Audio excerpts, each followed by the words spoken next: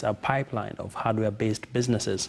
The overall goal of the platform is to house a collection of machines for design and prototyping of all classes of materials: metal, wood, plastics, electronics, concrete, and ceramics.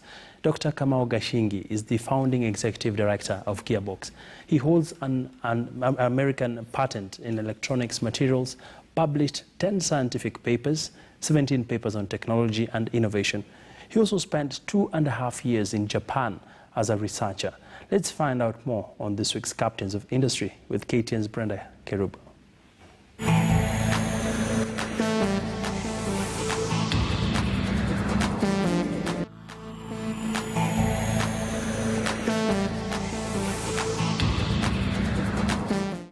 How do you deal with skepticism? Well, there was a time when it used to bother me, but now I just pretty much ignore it. I'll listen to what people might be saying, and if there's any element of truth in a criticism, then I'll try to take it on board and see whether I can improve, because of course none of us is perfect.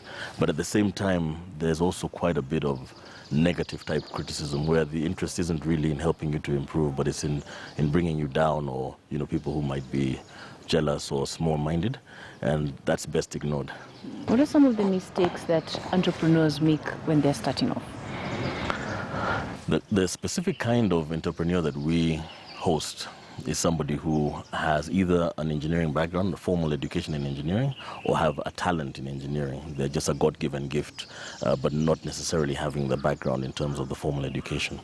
And a very common idea is that you conceptualize an idea that is to you very challenging and interesting. It's like many of us are nerds, so you're sort of so interested in the technology, you forget to ask the market whether what you're thinking about is of interest. So I've seen it over and over again.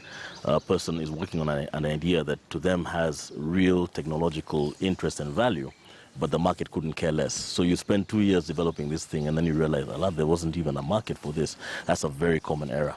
Another common error is confusing the person who is the vision bearer, the person who has the idea, with what is needed in a business to make that idea work from a business perspective.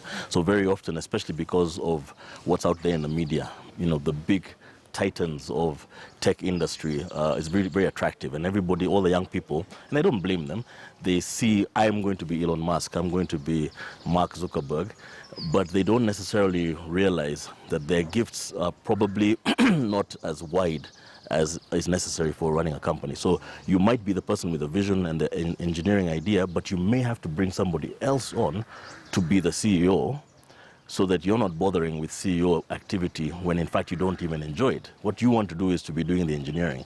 So understanding what the roles in a small business are and should be is also a great challenge, and we also try to help the entrepreneur to think through that and say, look, why don't you be the COO, the Chief Operation Officer, or the CTO, the Chief Technical Officer, and hire a CEO, but you are still the owner of the company. It's just that you don't need to have that label, because that label has a function behind it, and you probably cannot perform that function. That kind of thing is a very common problem we find, yeah. So, Dr. if you had the opportunity to do it all over again and change one thing in your career, what exactly would you change? I'm a person who doesn't like regret. I don't believe in regret. I'm kind of in a place in terms of the way I analyze my own life. I sort of think, well, there may have been things I could have worked in a different way. I could have probably done something more quickly, but I don't dwell in regret. So I don't think I'd really change too much, to be honest. I came back from my studies in the US probably a little earlier than I should have. Maybe I should have stayed out there and worked longer and built up some sort of a financial base and then come home.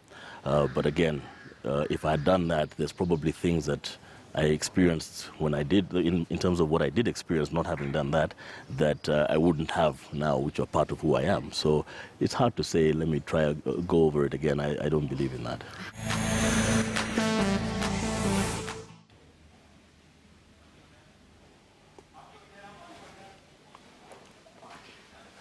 Well, we want to now take you to the press conference